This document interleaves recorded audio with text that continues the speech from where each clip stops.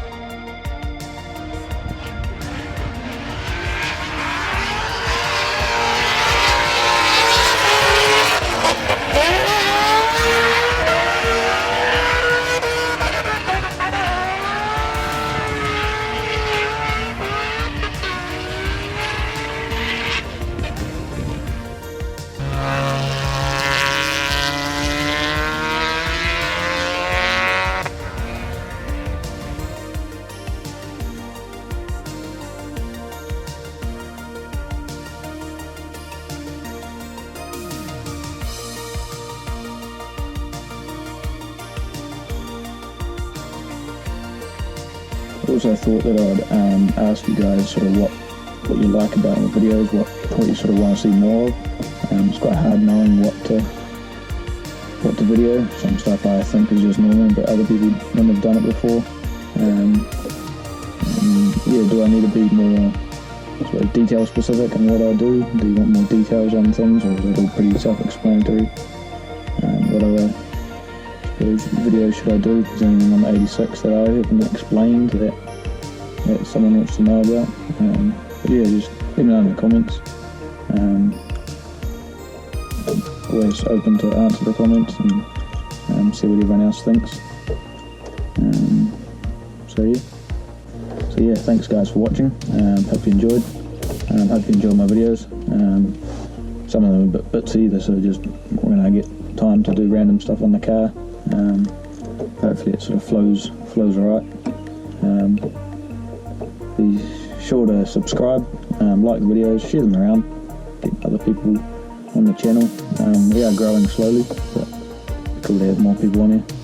And that way there's more ideas floating around of what people want to see, and gives me inspiration on what to do on the car. So yeah, cheers guys.